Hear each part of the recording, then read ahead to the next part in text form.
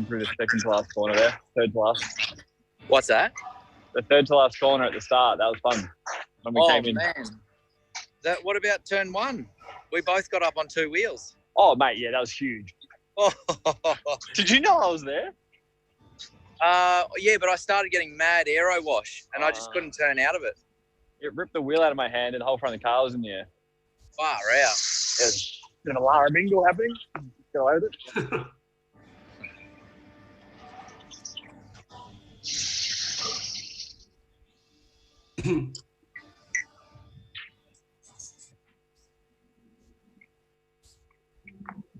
All right. Thanks for joining us, guys. Wherever you're watching around the world, welcome to the Sunday press conference, wrapping up all the action from Sydney Motorsport Park. We've handpicked our drivers today. Scotty McLaughlin with another race win. Nick Percat checking in for a race win today for race 8. Fantastic podium also, Lee Holdsworth. So let's dive right into it. I love Nick's position in front of the race-winning car today as well. Good job, buddy. We'll start with Nick, actually. What an amazing day that is. Your third race win. It's been a while and totally different to the other two races that you've picked up as well. Was it gratifying to have that level of speed today? Yeah, obviously it was nice to win it, not with a cloud over it with the Adelaide 500 win, everyone the fuel and stuff. So, and yeah, it was kind of it was good fun, this tyre strategy stuff, because you're sitting on the grid and you're looking around who's with you, and it's kind of like poker, but you're playing it with 24 people on the fly, and you can't actually see their expression. So it was mega fun. And as soon as I think it was by lap 3 or 4 when I realised that Shane had nothing on his car that was any good, and then Scotty obviously didn't have a very good tyre on to start that race. I thought, you know what, we just need to have a crack here, all in, see how we go, and had a bit of fun with Jamie there, and just kind of nursed it over. It was good. You and Lee had a fair moment in the last race together, I think a couple of times, particularly lap 1, turn 1. Lee, talk us through that one. I didn't get the greatest start, and I turned into turn 1. I saw Nick was on my outside, and I just started getting some mad aero wash, and I couldn't turn out of it. So we ended up collecting each other's tyres. I went up on 2 wheels, he went up on 2 wheels. When I came down, I was just praying that I didn't have damage, and it was all good. But yeah, a couple of laps later, we battled it out down to the second last corner, and we hit again. So it was good fun though. We had a good little battle. Nick, you looked airborne.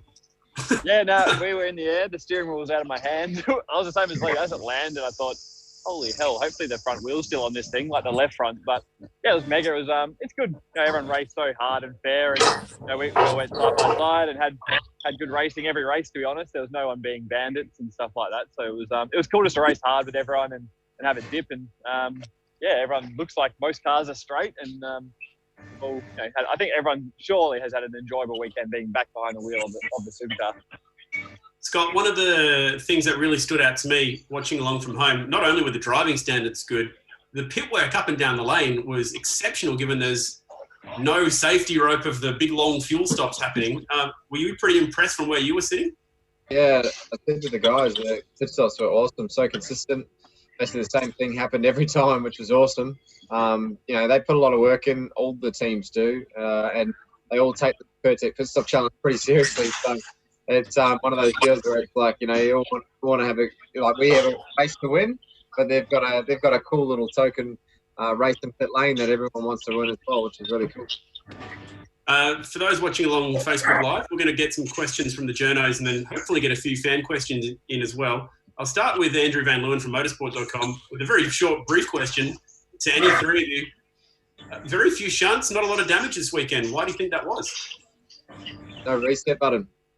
Yes. Reset button. Lee, it seemed like the driving standards were pretty high. I mean, 1 or 2 rubs like you and Nick on the opening lap, but hard racing but respectful racing. Sorry, I didn't quite get that, buddy. I said the racing in general seemed really respectful. Yeah, it was. I think, we all wanted to come away with good points here. And a bit like Scotty said, we're used to having a fast repair and a reset, but we knew we weren't coming into this round with one. So, I think for us, we wanted to just bag a handful of points and just get the ball rolling again. And,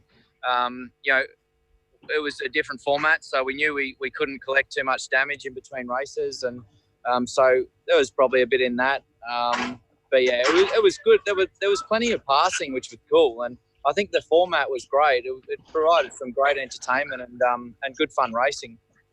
Nick, just on the format, I'll take one from Simon Chapman from Speed Cafe here. Winton's going to be slightly different. Race is not so long, tyre deg not as high. Will we see drivers coming through the field pulling off these late race strategies like we did today?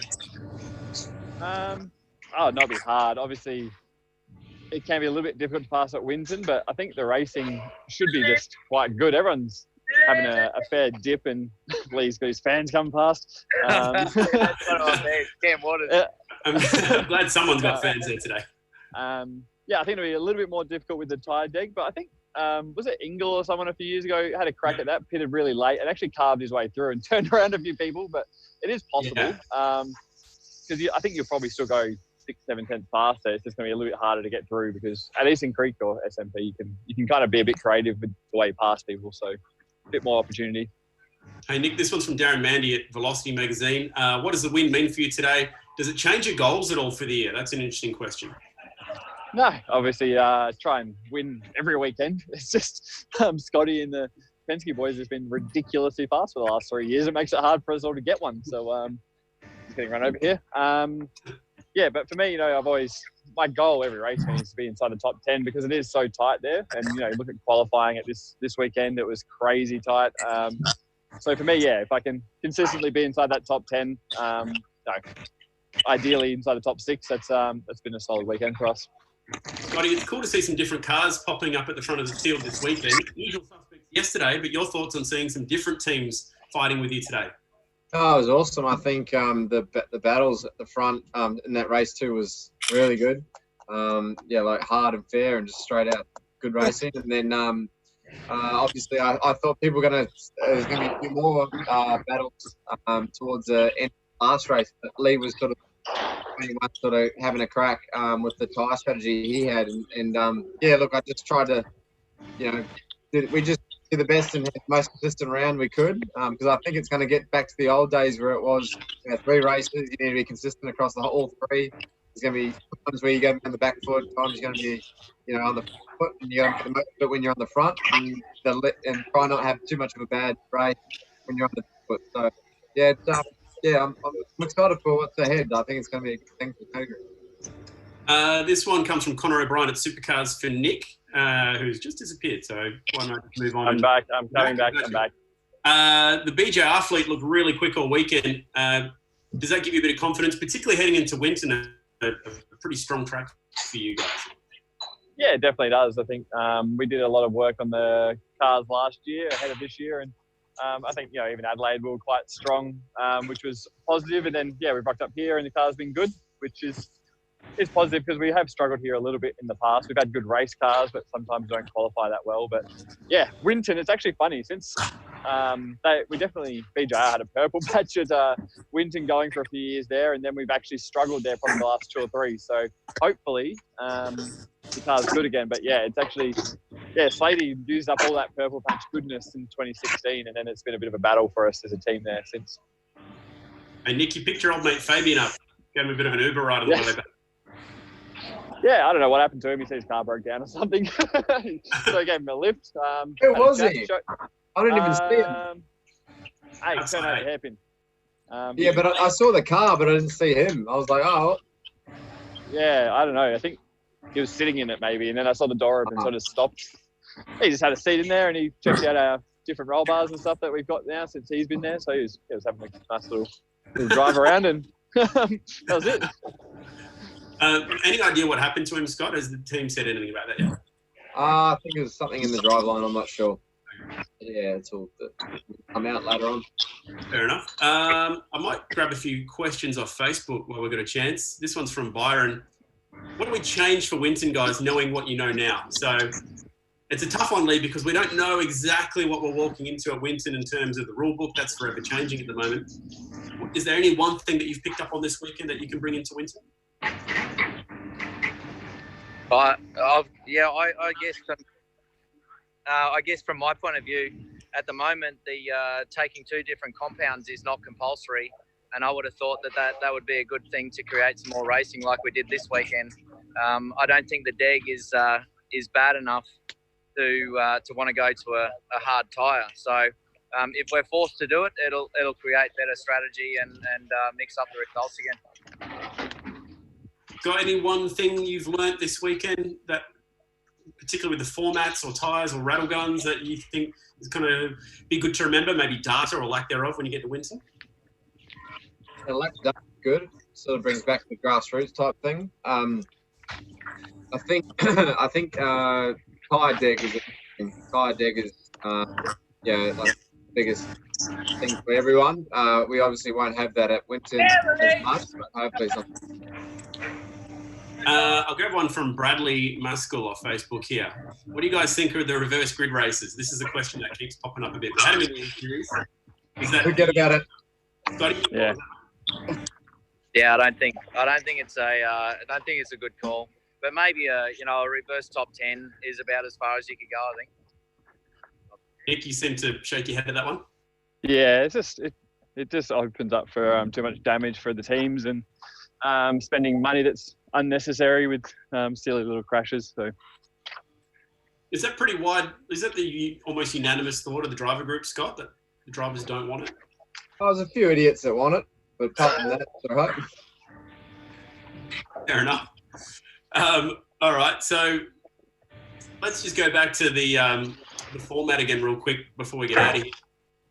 Is there any one thing from the format, Nick, that you really liked this weekend that you'd like to see stick around getting into Winton?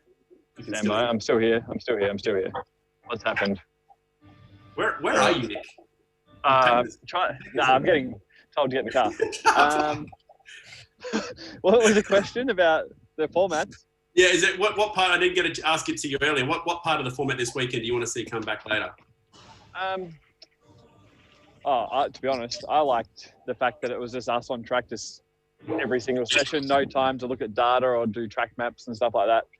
I enjoyed that. I don't think I've looked at any squiggly lines. I haven't filled out a track map.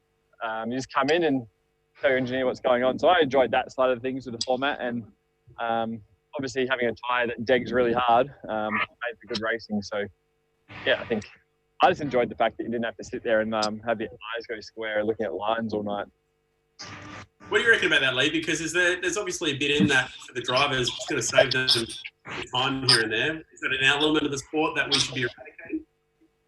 Yeah, I think the more you make it about the drivers, the better the racing, and the closer it is, and the cream will rise to the top still. I think that this weekend was a really good start to that, and if we can, I think we could go further with it to take away a little bit more of the technical side. Obviously, the big thing is taking the costs away from the category, so it's more affordable, and so it's more sustainable, but that'll create better racing at the same time. All right, I'm going to end on this one from Angelo on Facebook. Uber driver. I'll throw this one to Scotty.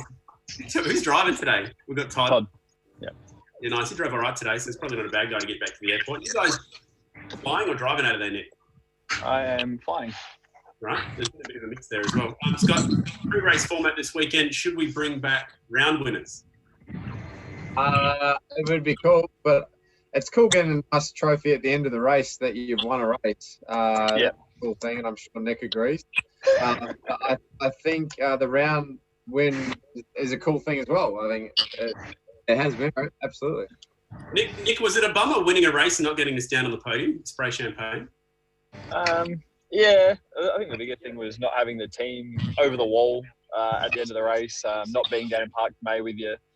Obviously, they do all the hard work, and we get, we as a driver get all the coverage and the limelight. So it was, it would have just been nice to have all the BJR guys down there with me. The podium, obviously, that's cool personally, but yeah, I think just to share it with the team that does all the hard work would have been really cool. All right, thanks for the tour of the paddock, Nick. Well done today for us. Really appreciate your time. Thanks for the questions on Facebook as well, and thanks for the journos. That wraps up what's been a really, really exciting weekend out at City. It's great to see Supercars back. Hopefully we can all be there at Winston to enjoy it a bit more. Thanks, guys. Thank you. Thanks. Cheers. Good job, boys. Yeah. Bye.